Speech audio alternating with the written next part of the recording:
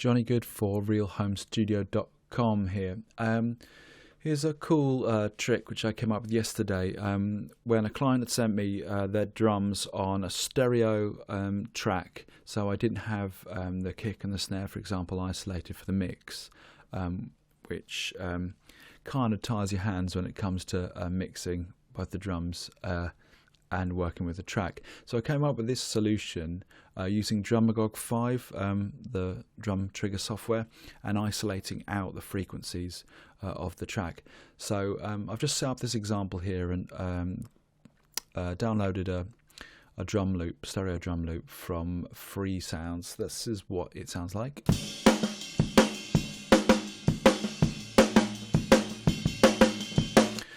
Okay, so what I want to do is make a duplicate of this track and drop it down onto track number 2.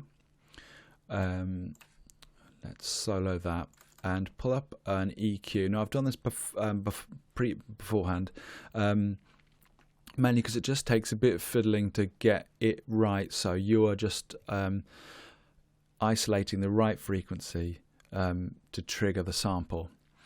So here there's a big hype pulling out the energy of the kick drum, and you'll see now I've pulled up Drumagog 5 on this bottom left hand bit here, and you'll hear that now if I blend that out, you'll hear the sound which I've highlighted. That's just the raw sound of the file being EQ'd, and then if we 100% blend in the sample, we're just using that sound to trigger this sample in Drumagog, which is called trick kick, and it's got that kind of beta sound. So now we don't want to blend this back in here with Drumagog because this is our EQ treated file, so we want to blend it in just using our volume with your original mix. So let's pull this right up.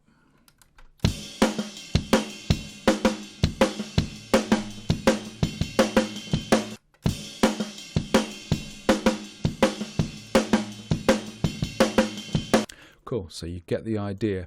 So what we can do is just repeat that principle, drag this down, do the same thing for the snare. It's really the kick and the snare that we're going to be the most important two elements to get out.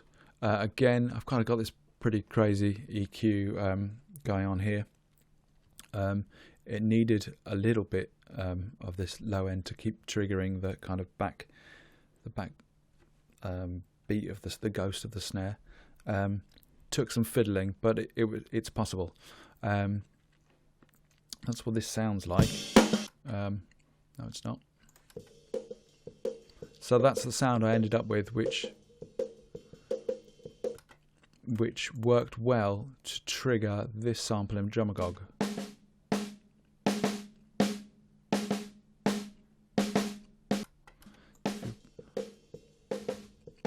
Just blend that in.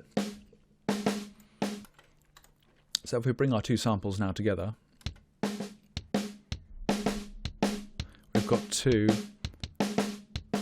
completely isolated samples which we can then work with, EQ them independently, compress and do with what we wish, and then blend back into our original recording. Let's just do that with the snare.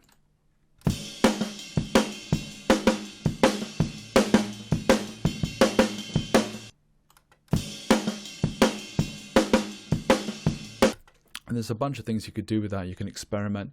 Maybe you would want to just keep more of the trigger software, and you could do some pretty inventive EQing with the original sample. The main thing is here, it just gives you a hell of a lot more flexibility when you're mixing.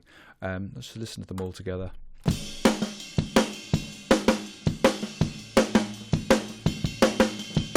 So yeah, cool. I think it's a really cool technique. Obviously, it's not ideal. What you'd ideally have is all the separate mics or the separate channels, whether it was MIDI or it was probably real recorded drums. But if you are presented with that problem, I think that's a pretty cool solution to kind of give you some more options when you're mixing. I hope you found that useful. and you enjoy my YouTube channel, if you're enjoying it, please subscribe to the channel. I've recently set up studio.com, so please go over there and subscribe if you're enjoying my videos, and check out my blogs. Happy recording. Have yourself a great day.